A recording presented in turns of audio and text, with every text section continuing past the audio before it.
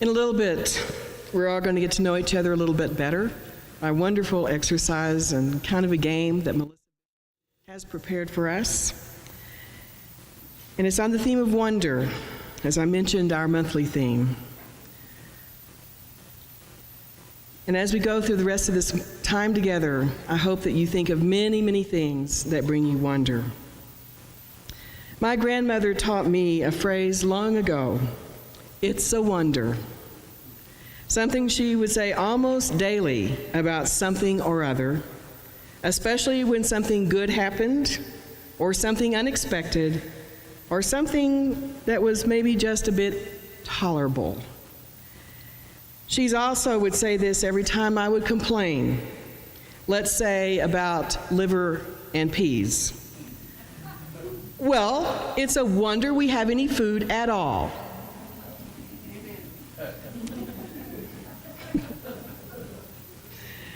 That little phrase helped me become a more resilient soul.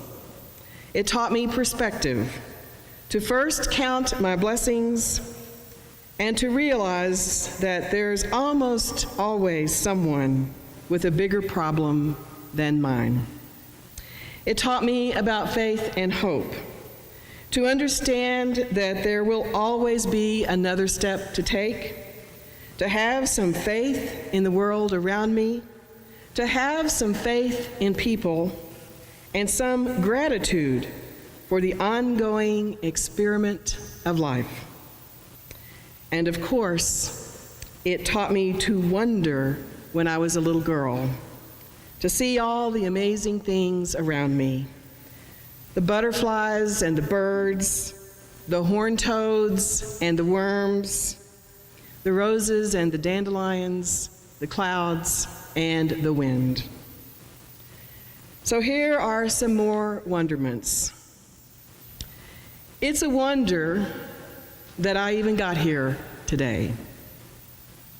It's a wonder that I was ever born. It's a wonder that the sun still came up just as it always seems to do. It's a wonder that I found my true love. It's a wonder that I have two beautiful daughters. It's a wonder that the hospital had a tape of thrushes singing in the pre-op room. It's a wonder that the geese and the monarchs migrate. It's a wonder that the smell of coffee always reminds me of my grandmother. It's a wonder that St. Francis loved all the creatures of the earth. It's a wonder that there is so much softness and scent in a single rose petal or in a tiny bud of lavender. It's a wonder how much the human heart can stretch and endure. It's a wonder that everyone's eyes twinkle when they smile. It's a wonder, as Ralph Waldo Emerson once said, that everything in nature contains all the power of nature. Everything is made of one hidden stuff. It's a wonder that there's a field of tiny particles moving and communicating with one another throughout the universe. It's a wonder that there are 100 billion galaxies. It's a wonder that we can communicate without words. It's a wonder that we have air to breathe and beautiful waters. It's a wonder that this prairie community exists. It's a wonder how much love we have experienced together. It's a wonder that so many people truly care about one another. And it is a wonder that we have anything to eat at all. It takes wonder in the heart and a holy curiosity, as Einstein once phrased it, to stay on the path of your life with joy and hope, to hold on to your values and keep going no matter what, to know that there's always another small step to be taken on the long moral arc of the universe that bends toward justice, as Unitarian minister Theodore Parker first termed it. Keeping alive our wonder at the world and our lives can renew over and over again our hope, a substantive, real, and spiritual hope. And that's why we need the month of December.